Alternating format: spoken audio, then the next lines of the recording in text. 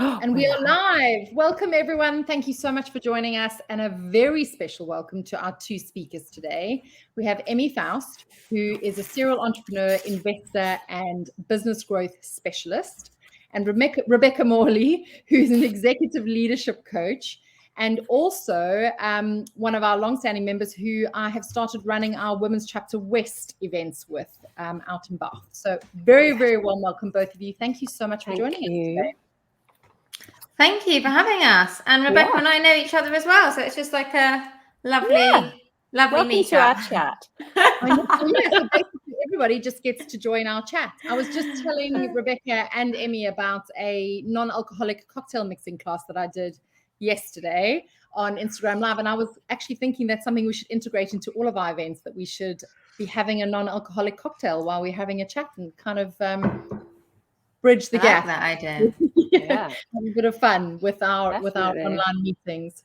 I loved a supper club last night, and everybody was drinking non-alcoholic beer, pretty much, apart from two of us. How did that go?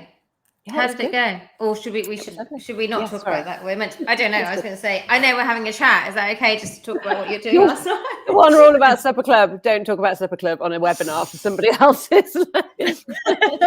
Well, how about well, thank you. Yes. Let's talk about setting boundaries. I'll set some boundaries, and we'll talk about that. And then at the end, you can share anything that you would like to about what you've got going on and that people should know about. How about that? Okay, perfect. Yeah. But first, before we sort of plunge into our conversation around setting boundaries and why they are so important both in work and in play, I would like to give each of you an opportunity, just in your own words, to introduce yourselves and tell us a little bit about who you are and what you do. Emmie, can I start with you? I thought you did a really good introduction, actually. I was like, oh, Michelle actually has really done her research and her homework. She knows what I do. I am a serial entrepreneur, set up, scaled, and sold multiple businesses in the media marketing sort of digital tech space. I have been doing consultancy for the last probably, I can't even remember, 7 or 8 years. I've invested in some businesses, small amounts in some businesses, and I absolutely love supporting founders on their journey, and especially passionate about female founders, which is why I love being part of Women's Chapter. Brilliant. Thank you so much, Emmie. Rebecca, over to you. I'll follow that. Not scaled or sold any businesses, but I did have a long and very varied career in FMCG. And now I am an executive coach and leadership development specialist. I work with businesses that are scaling, that are high growth and high change, and predominantly work with first-time CEOs or founders that have made the move into the CEO space and their leadership teams to help them to navigate those really interesting kind of teenage years of trying to work out what business as usual is going to look like as they continue to scale and grow. Once you're out of those early startup stages where you can pretty much get everybody in a room and make a decision, and then all of a sudden you've got a team to think about and probably a board to think about as well, and lots of different variables to get right that you might not have had to before. And so I support leaders in those sort of businesses to get it right, and also to have a space to come to and to say it all out loud, because that's really important quite often, is just to have a safe space to say it, and not to get advice back necessarily, but to have some skilled coaching along the way. So yes, that's me. I love that. I think to have someone listen, it's like, as you're scaling businesses, it can be so full on, and there can be so much going on. Like you said, you've got your board and you've got teams and blah, blah, blah. And to just have someone who will listen, I think that's so amazing and cathartic. Yeah, it's great. It's a rare thing, actually. Yeah, it's a luxury. It's a much needed luxury. Yes, but to create space for that is essentially a boundary, isn't it? Or to carve out. Nicely done, Michelle. No, but it's true though, because I think so many of us, and you both obviously in different ways work with people who are scaling and growing businesses. You will see that all the time, I'm sure, of how people have their heads down often in their businesses rather than looking forward, but also struggle with carving out that time for strategic thinking and for themselves so that they can continue to grow and be the leaders that they need to be to take their businesses to the next level. Absolutely. One of the reasons that I invited you both to come on today and talk about setting boundaries is because, firstly, in your personal capacities, you are both very, very busy individuals, not only women, but people. You run businesses, but you also work with people to help them do that effectively themselves and to go on and fulfill their dreams and ambitions for their work life. So I would love to kind of get, I guess, an initial insight from each of you around why boundaries are so important for maybe in your personal capacities, if we could maybe even start with there, and then how that translates to your work life. Emmie, can I start with you, please? I find boundaries hard because I've got 4 children and I absolutely love my work. My work is like, along with my children, my work is another passion. And there's just a lot going on. And I find boundaries actually quite hard. I probably do need some help. I'm quite good at like sort of helping my clients set boundaries and really, just do the mission critical things that they need to move their business forward and all that kind of thing. When it comes to me, I do think it is harder, but I am putting things in place to try and help myself. So sorry, were you asking for me to talk about my personal life, how I set boundaries in my personal life first, or just anything? Just I think around why they're important. I mean, maybe you found yourself in a situation when you weren't doing that so well and what the consequence was. Yes. Okay. So why boundaries important? Well, obviously boundaries are important because otherwise we just totally overwork ourselves in every single part of our lives. So, overdoing it with our families, overdoing it with work, probably overdoing it with our own, trying to be healthy, doing exercise, doing this, doing that. And essentially it just leads to burnout.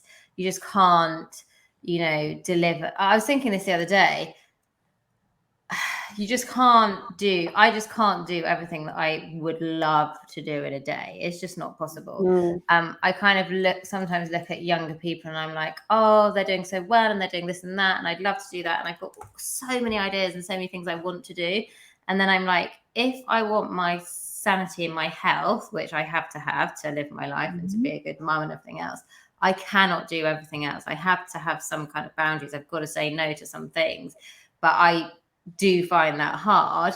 But essentially, if you don't say no, I mean, you just can't have everything, can you? You cannot literally do all the things that you want to do, be a great mum. I know people say you can, and I've tried to like be amazing at exercise and be a great mom and do loads of work and be a great friend. It's just, there's not always that time in the day. And I think that is what's so important, is to be mindful of that. And I really notice it with a lot of the clients that I work with. They work, they're early stage businesses, they're scaling. There's so much to do.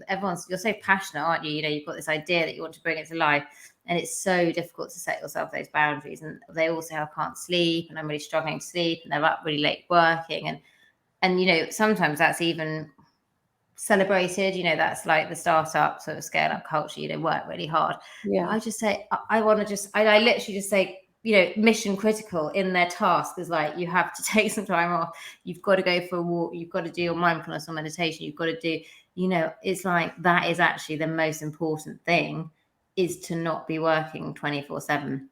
And it's so tempting to do it because if you're driven, if you're ambitious, if you've got these great ideas, you just want to bring them to life. I think that is why we need boundaries, and that is very difficult. Like understanding why we need them is one thing, then actually implementing them and sticking to it is another one. But I think at least the first step is probably to understand that if you don't have boundaries, it's just going to end in tears. That's what I think. No, I agree. Rebecca, what are your thoughts? I mean, in terms of why they're important, I think certainly from my client's point of view, actually that's one of the main challenges I think I would say that I work with certainly first-time CEOs on, is creating that boundary and being comfortable with the space that they occupy as a CEO, because if you don't have those boundaries, and it's a little bit like, it's very similar actually to what Emmie was just saying, you end up getting involved in everything. And actually, invariably, the people who do succeed in business are people that have an enthusiasm for it and have lots of ideas and have energy for what they're doing. And actually, that's brilliant. But if you don't channel that energy in the right way, to your point, Emmie, about mission critical, then life takes over, and you're, like you say, you only have so many hours in a day, and therefore you lose the ability to choose what you apply that energy to, and therefore you become less effective. And I think that's the key, isn't it? If you don't choose for yourself what your boundaries are going to be, then they get chosen for you eventually. And so if you are, if you're very, very clear on your vision and what is mission critical, then you're going to have that much more of a chance of achieving that vision or that mission. If you just get involved in the brightest, shiniest object, or the loudest shouting person, or the thing that's just popped up in your inbox, actually, although you're effective in that moment, because obviously you're very skilled and very good at your job, broadly, you're not as effective as you need to be, and therefore you're not going to be as successful as you need to be. So yeah, I think boundaries are hugely important when it comes to achieving. Yeah, so you're saying basically if you don't set boundaries, you are not going to be able to achieve your big vision, your big mission, what you set out to do, because you're getting distracted by all those things that are, we're constantly being distracted by stuff, aren't we? And it's interesting how much time can be taken up doing all the stuff, the stuff around us that actually isn't the stuff that's moving us forward to our goal. Yeah, absolutely. Hugely so. I'm loving all of I've lost my Selena's sound comments for some reason, guys, so please do carry on chatting. I don't know if you can hear me. But we can hear you. We can hear you. Go ahead and I'll join when I can. I'm going to fix this in my settings. Loving all of Selena's comments here. Setting boundaries enables others to understand how they can work and communicate with you, as well as you being able to frame the reverse. I don't know, Rebecca, if you've had this, but I have tried to be stricter in setting boundaries with my clients. I think like when I first set up as a consultant, it was all sort of kind of quite woolly what I would do, and it wasn't necessarily clear, and also I wasn't clear on my values and things like that. And I think the clearer that you can be around like what people can expect from you and all those kind of things, the better the client relationship. Do you agree? Oh yeah, totally agree. And I think being very clear on what you do and don't do as well is incredibly important. I've found myself working with clients on all sorts of random things over the years, just because I've been probably flattered that I've been asked actually a lot of the time to get involved in things, and invariably it's not been as good if you're very, very clear on what you work on. And it's that same point about mission critical. It is. I mean, it's all, what do you work on? What's going to get you closer to where you want to be? So setting boundaries, and I'm trying to do that more with the work that I do, actually saying no to clients. And I suppose that's a boundary, isn't it? Saying, I could help you. I've worked with clients like you before, but actually that's not my 100% zone of genius. I know how to do it. I can do it really well, but it's actually harder for me, and it's maybe not as enjoyable. And if you set those boundaries and just say no, it opens up time and energy for other things. But sometimes it's difficult to say no, isn't it? It's difficult to set those boundaries because you're like, oh, that could, I don't know, you can get distracted. Yeah. And I mean, certainly when you're kind of setting up in what we've done in those sort of consultancy roles and coaching and supporting and advisory, sometimes the business is interesting, but the opportunity isn't necessarily at this point. And you think, well, if I take this piece of work on for this client, then it might open the door to other stuff. And I think that's that's why you end up in that space potentially. Michelle keeps joining and disappearing again. I know. Don't worry. I had this with Michelle the other day, but it's just me on my own, and I just basically talked to myself. So I think, one of the things that we were looking at is with COVID and the increase of working from home, setting boundaries is even more important. How do we like separate work and play and conserve our energy? Have you got any thoughts around that? Yeah, I mean, well, I'm not very good at separating my energy in terms of being able to switch on and off in the same space. So for me, one of my biggest and best investments in the last 2 years has been getting an office. I've got an office. Is that an office at home or separate office? Yeah. A separate office that is somewhere else. It's actually closer to the kids' schools than the house is. And there's stuff all over the walls. There's like the plan for my course. There's my marketing plan. There's like a big whiteboard that my coach drew out for me, which is all the things I need to remember to keep in focus and to keep me kind of on track. And yeah, it's just my space. It's my sanctuary. It's where I go. It's a physical boundary. I walk through the door.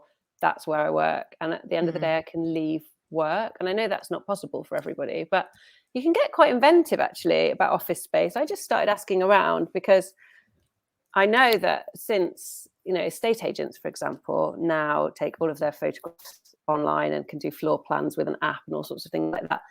Estate agents have got all this space upstairs in where they would have had people doing all of the paperwork and things before. They don't need anymore. And so people like estate agents, doctors who everything's gone onto computers, all sorts of different companies have all this space that they will sublet to you if you find a friendly one. And that's what I've done. Got an office. Well, that's you need to find a friendly one, don't you? I don't know if I'd want to be in a little doctor's surgery on my own in a room. I think I'd rather be at home, but I know what you mean. It is distracting. It can be distracting, especially for me, because I've got 4 kids. I basically try and do all my client work between 9 and 3 or whatever. So that's a boundary, and I do stick to that. I don't really do anything afterwards because otherwise they're clanging around in the background making a racket. So I see. I think with COVID it was great working from home at the beginning, but I do think more people are going to go back to the office for some of the time. I think that is a good thing to do. And actually, to be honest, if I was doing more work, because I've got 4 kids, I don't want to work like every second of the day. If I was, I definitely would get office space. Should we have a look? So Gemma's saying, what are your top tips to create the critical list when everything feels important? Oh, that's a good very good question. What, do you want to say what you'll do and then I'll say what I'll do? I think that is an absolutely brilliant question. I mean, like quite a lot of people are really amazed to find out that I've got a coach as a coach. But this is the one thing my coach helps me with more than anything is working out what really is mission critical. And I do it as well with my clients. It's, first of all, you've got to work out what your mission is. You've got to work out where you want to get to and by when, and then be really clear on the things that are going to get you there. And be really clear on the things that aren't. And you can kid yourself often. I know that there's myriad opportunities all the time for me to network and make connections and meet people for coffees, and kind of any one of those things could turn into opportunities that I don't even know about. But I'm pretty clear now on what my vision is for my business, certainly for the next year and a half. And I've realised for me that it works better to do that short term, not kind of long term. And to your point, the conversation we just had about office versus home, you have to work out what's right for you when it comes to boundaries as well. There's no right answer. There's no template. And I think once you've worked out what time frame works better for you, working out exactly where you want to get to, what good looks like, and then really assessing every single opportunity that comes up, every single idea that you have against that, and working out if you need to do it now or whether it's something that's valid in the future. I think that's the other thing. We tend to think that every idea we have, if it's a good one, we have to do it immediately, because otherwise we'll lose our energy around it, or we'll kind of, it won't seem like such a good idea at the time. Well, actually, that's quite a good thing. If in a month's time it doesn't seem like a good idea, such a good idea now, then you haven't wasted a month doing it. So what I do is I have a kind of a pot now. It's a big piece of paper and I put all of my ideas onto that, and I review them periodically with my coach, and we decide whether they're going to come into the doing things now pot. Because otherwise, you know, what I was doing was I was kind of going out to my audience for what it is and sort of going, woo, I've had this amazing, great idea all the time. And then I wasn't seeing it through. And for me, one of my values is sort of doing what I say I will do and being responsible and accountable. And I realized I was working at odds with that. So yeah, one of my kind of ways of managing that is to have a very strong filter on what gets done now, against that strong clarity on where I want to get to in the business that I want to create and the clients that I want to work with. So I think clarity first, then filter against it, and be brutal, and don't feel like you've got to do everything straight away just because it feels like a good idea. I always recommend doing a SWOT, and I think putting stuff in the opportunity, which is a bit like what you were saying, putting everything in the opportunities. And I say to my clients, let's just put all those ideas, because everyone's got loads of ideas. They want to launch in America, do a subscription, do gift vouchers, do this, do that. And I'm like, yep, those are all great ideas. Let's put them all in the SWOT and opportunities. Then you can take them out of your mind. You know, you're not going to forget about them. They're in there. We've got them. And then, like you said, you know, I say to clients, let's review the SWOT every 3 months. And then you can look at those opportunities and you can size them up, like, you know, which ones are the ones that are the most profitable, the easiest to deliver on, the low hanging fruit, and which ones are you going to sort of you've got there and you're like, okay, cool, I might do that at some point in the future. So it's there. And then, yes, I agree. For me, it's kind of like having 3 mission critical things max I'm kind of working on at any one point. Well, that's what I recommend to my clients anyway. But I find getting it down into a SWOT is really, really helpful. And I do that for myself. You know, I do a SWOT for myself, so I think it's a really good thing to do. And I would recommend, you know, everyone to do that, and to have it as a working document where you just keep putting ideas and, like you said, keep reviewing them and saying, is that still relevant? Should I do that? And what I see with clients is the overwhelm from having all those amazing ideas running around in their head and thinking that they don't know what to do. And that is, they just can't actually take action on anything because they've got so much going on. So when you've taken all that out of their head, put it in a thing and decided what 3 things you're going to work on, they're like, oh my gosh, I've got so much time and I've only got to work on 3 projects. And you're like, yeah, but you'll actually get those 3 projects done way quicker because you've got a clear head. And I think that's the thing. So if we're sort of talking about boundaries, I suppose it's in your business, allowing yourself to just focus on the key things that can move your business forward and not getting distracted by everything else. Yeah. Can you hear me now? Yes. Oh, hallelujah. We've had a good question from Selena about at what point should we set boundaries in a business context. I think that's really important, the question around, you know, how do you have that conversation in a business context? Do you mean with clients or just generally? I think more generally, Selena, from what I know of Selena's role, you can answer this in the comments maybe, Selena, but you wouldn't necessarily be talking about clients, you'd be talking about internal business relationships, I think. For me, it's a tricky conversation to have with people about these are my boundaries. And I actually think rather than stating boundaries and setting boundaries with clients and talking about them overtly, it's, and I might, you guys can counter this potentially, but being really resolute about what your boundaries are and then communicating them in response to things, for me, is the better way of doing it, rather than stating, this is how I work, this is how I want to work, because I don't think that is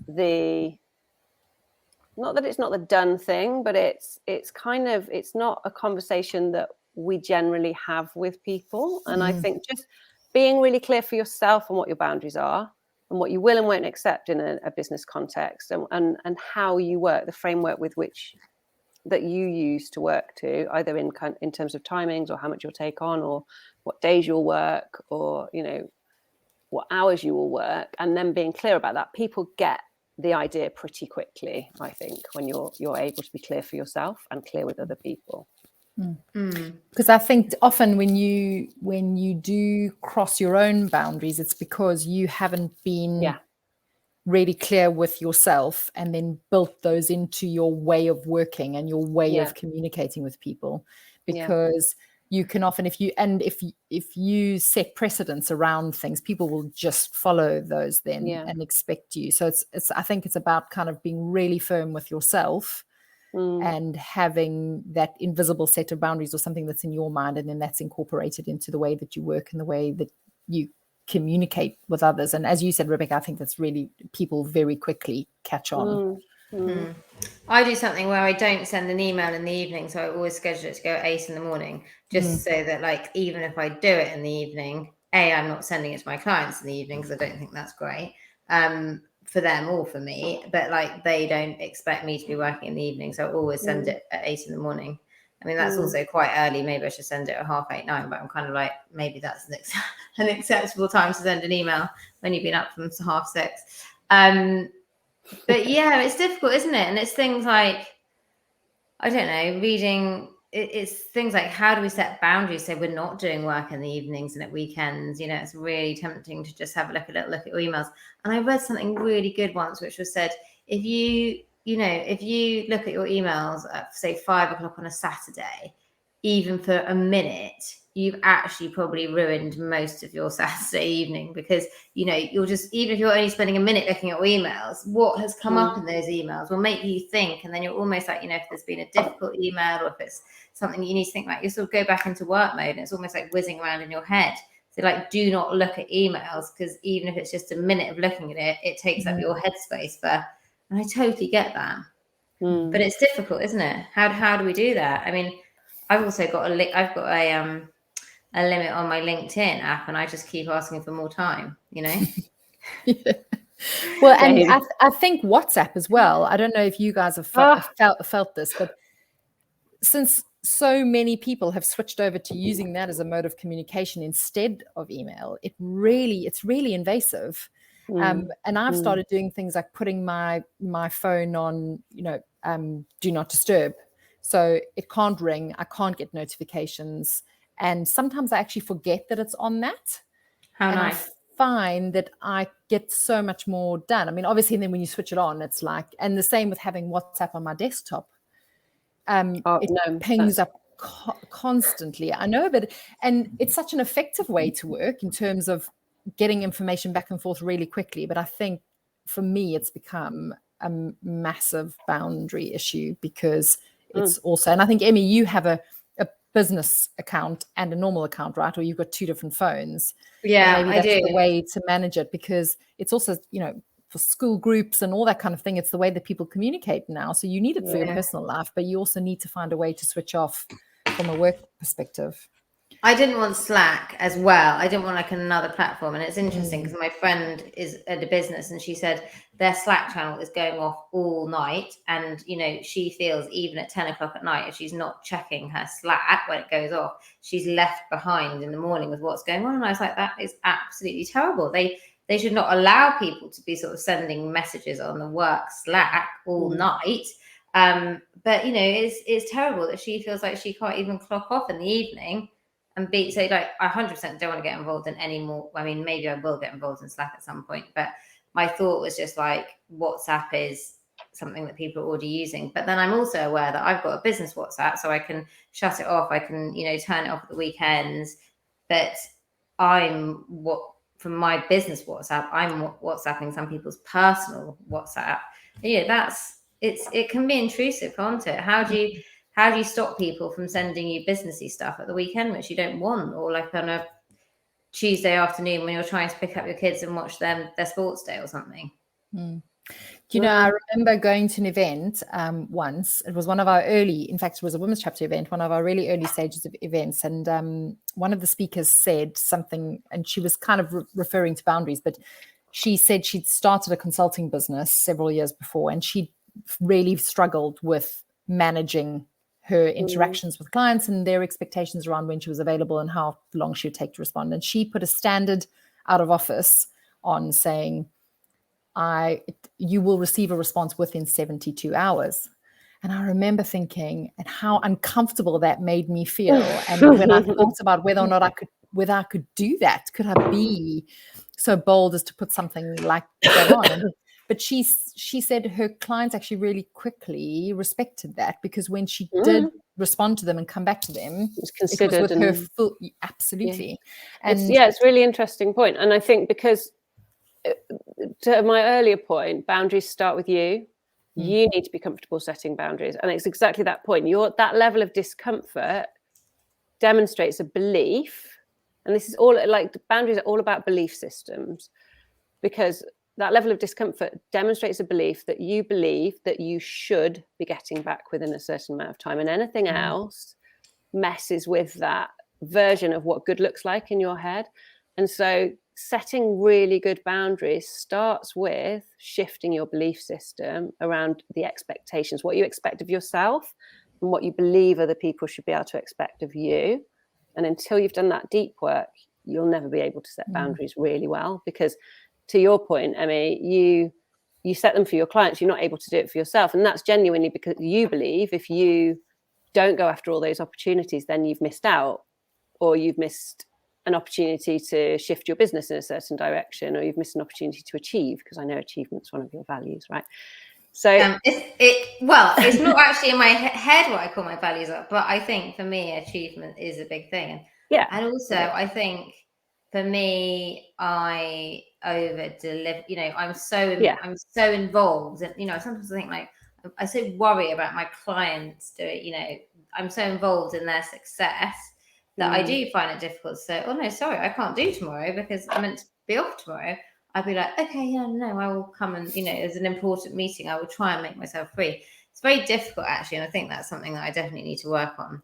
I could easily take Monday and Friday off easily, but I don't, because I always fill it with things, and so that's definitely something I need to work on. For a lot of us, we have, for women especially, have this good girl syndrome, right? Oh, yeah. That's another really strong belief system, that if I'm good, then I'm good.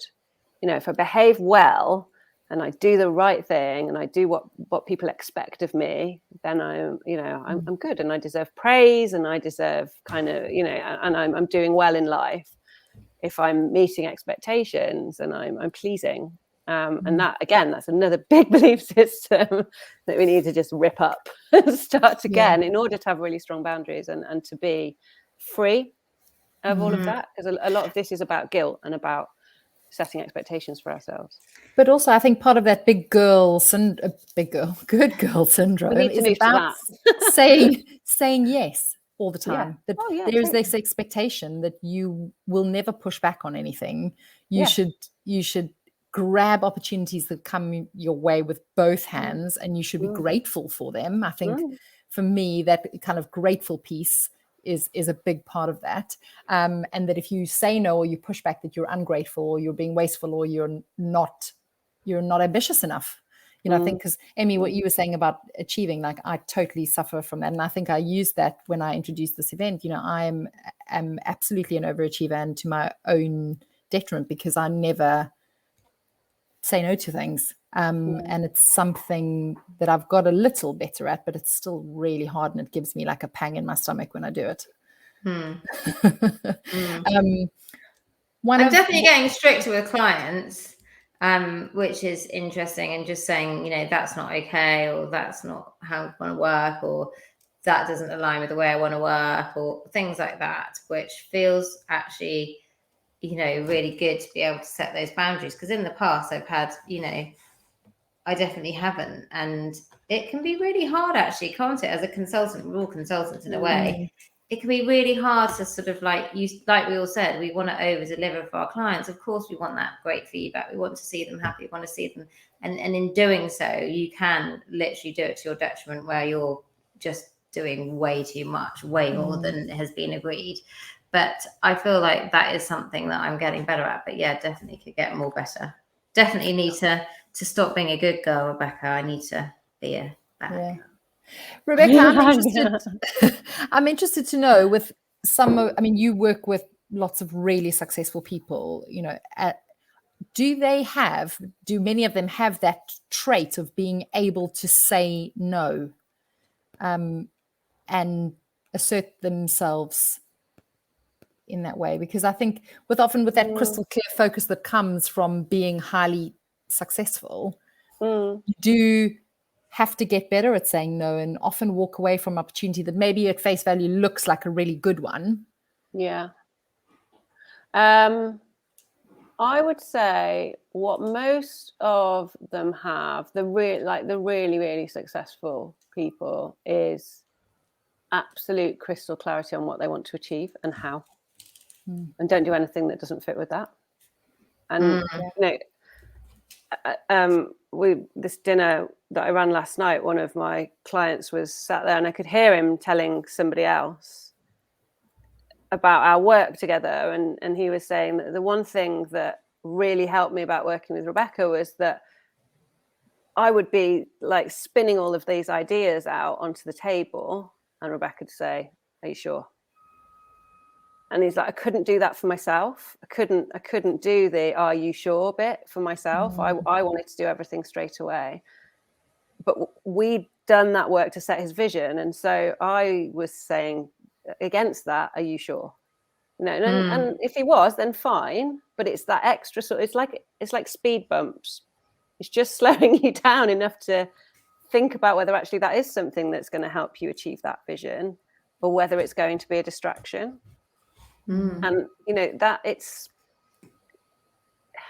a lot of the people I work with are in bigger setups actually as well. So some of those speed bumps are about whether the board or the investors are really going to buy into that idea, and whether they're really going to be able to get their team to do it. And I think actually having more stakeholders involved helps you to set straight along this kind of mission critical and vision critical kind of thinking, at least helps you to set better boundaries around that, because often you've set out your stall, and you need to help the team to stay aligned to that. But I've worked for bosses who have shiny object syndrome as well, and it's a nightmare. You need a whole organization trying to follow this person as they come up with new idea after new idea after new idea, and you never know. Like, eventually in that setting, we would just leave everything for a couple of weeks to see if it came back onto the table again. And he used to get really frustrated with that, because he was like, why has nothing got done? And you're like, well, because you came up with 20 ideas and actually 2 of them are the ones that are going to go forward. So crystal clear on exactly where you're heading, and very, very brutal about not doing anything that sits outside of that. And if you know you're not good at it, then getting help to kind of arbitrate and act as a filter with you, I think is the other thing. Something really... Oh, you go ahead, Emmie. I was going to say something really interesting that I did, where are we now? Like, I think it was sort of March, April, is I basically just told everyone I was taking a sabbatical, which I kind of sort of did, but I didn't really. But I basically said, I'm on a sabbatical with my 4 kids, and I'm just doing my client work. And it was so easy, because everyone that was like emailing me saying, can I get you to do this? Can you come on a masterclass? Can you come on a podcast? And all those things which I'd normally want to do, because I'm like, well, I either want to help people, or I like going on podcasts, or I like doing this, but it all takes time. Can you host them? I literally didn't do anything. I didn't send any newsletters, didn't do any of that peripheral stuff. And I just said no to everyone. I'm on a sabbatical. And I didn't feel bad, because I said I'm a sabbatical. And everyone said, oh, great, have a wonderful time. And I said, get back with me in a couple of months, knowing that they probably wouldn't. And, you don't feel bad. You're not actually saying no. You're just saying, just give me a break. And then it felt so good, because you just had more time. And actually, I just did the mission critical client stuff. I don't think you can do that forever, because I wasn't doing loads of marketing and all the other stuff. But, for a period of probably 3 months, I was just doing my client work, and, that was it. And it was great, and having time. So I think it is, if you can find an easy way to sort of say no in a nice way. I don't know. I just found that everyone was very supportive of that. And it wasn't like I was saying, no, I don't want to do your project. No, exactly. But, it's really interesting. I had a friend, and she's a very successful woman. She leads a multinational company. And socially, I used to always kind of think because whenever I would invite them to something, it would be one of those things where WhatsApp would go around and everyone would go, oh, let's meet up on the whatever. And she'd go, oh, really sorry, guys, we're busy that weekend. And it just seemed like they were always busy. And one night when we did all get together over drinks, she confessed that she plans in busy weekends where to everybody else they're busy, they're unavailable, but actually they're just at home. Because she was saying she needs to do that in order to, and it's easier for her to say to people, unfortunately, we've already got plans that weekend, or we're busy, or we can't do that, than saying, actually, you know what, we're all just staying at home and chilling together, or we're just having some downtime. Because she said, unless she did that, she wouldn't be able to manage everything that they had going on in their lives, and she needed to pick and choose. And I kind of think it's the same as what you were saying, Emmie. People, you know, it doesn't really matter what you say. Ultimately, they'll respect that and they'll leave you alone. But it does give you an opportunity to then focus on those things that are really important. You know, from a business perspective, the things that are driving a return for you, or giving you headspace to be more strategic, to do more at a later stage. And the same in our personal capacities. I think that ability to say no and feel comfortable with it it's a honed skill, right? It's something you have to keep working on. And it takes practice. It's a muscle. Yeah, for sure. And it feels uncomfortable. It's stretching outside of your comfort zone, and your comfort zone is to say yes to everything, because that feels nice and obliging, and people are happy when you say yes. But you know, if you're letting people down on the other side because you've taken on too much, then you know, they're sort of almost doubly disappointed because you've said yes and then not delivered. You're better off saying no in the first place, and having that sort of short-term disappointment. We don't do that. It's not human nature. And again, that's a belief system. But also, I think, and I know both of you do this for your clients in many ways, but surrounding yourself with people who can hold you accountable. Totally. And who will say to you, like you were just saying, are you sure? Are you sure you need to do this right now? Is this what you really need? Because I think especially for those that are running startups, and I see this a lot within our community, is that people are running after every opportunity, or they feel like they need to do that. But actually, if you had somebody who was a sounding board for you, or a group of people, a bit like what we do with Women's Chapter, or with both of you have respective communities as well, to have people that can be really honest with you and say, it sounds great, but do you really need to do that now? I think that comes back to like what Rebecca was saying she does with her clients and I do with mine. It's kind of like having a strategy, isn't it? A strategic plan that you're following. And yes, those ideas could be stuff that you do in the future, but you've just got to be so clear on like where you want to get to, what your goals are, and if that is going to move the needle forward or not. And you definitely need, you know, we all need outside perspective and help to keep us on track, because it's very difficult to do it for yourself. You know, we're all helping other people, but it's very difficult. You know, and I'm sure we're all helping people sometimes that are similar to ourselves, and they just can't. They say, I can't see the wood for the trees. Well, it's very difficult to do that in your own business. Whereas, you know, we can just go in and go boom, boom, boom, do boom, boom, boom in an hour. But we all go round and round in circles in our heads because we've got our own too many ideas, and you know. But there was a Women's Chapter member actually who gave me a piece of advice really, really early on, and I'll never forget it. In fact, it's something that I come back to a lot in my personal life as well, is that you can always afford to walk away.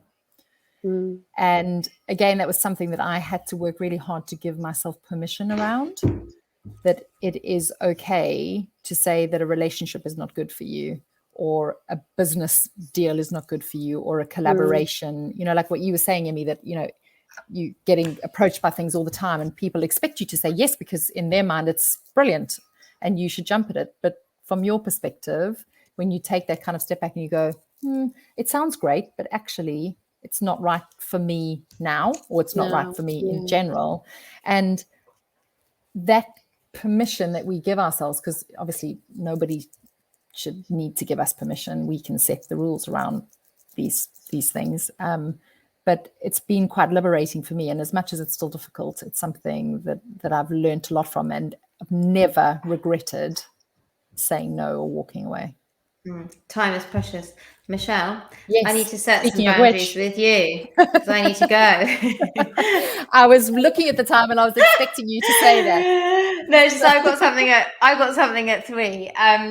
But it's You obviously don't need to tell us why. You can just say, I can I just need to say go. I need to Have a go. prior commitment. Exactly. But it's been really good talking about this, and I think I've got a few little things I need to work on with my boundaries. Thank you, ladies. Yeah, maybe we need to run a boundary setting workshop or something where there's a cohort and we all keep each other accountable. But thank you both so much for making the time and for being so gracious. When my sound disconnected itself and I couldn't figure out why, so I was running around like a headless chicken trying to find earphones that I could plug in. So thank you. We did it. We hosted it for you. Don't worry. Thank you so much. You didn't even need me here. We did need you. Of course we needed you. For anyone that came in halfway through, this will obviously be hosted on LinkedIn, but it will also be downloaded and uploaded to the event section of the Women's Chapter website, where you'll be able to view the entire recording. And please do get in touch if you've got any other questions. I'll happily connect you with Emmie and Rebecca. And if it's within their scope of boundaries, they will reply. 72 hours. 3 weeks on Tuesday. And thank you to everyone who commented. Selena, Jill, Gemma, thank you so much for all of your interaction. Very much appreciated. Thank you both for your time. Have a wonderful afternoon. Take care, everyone. Bye. Bye. Bye. Oh.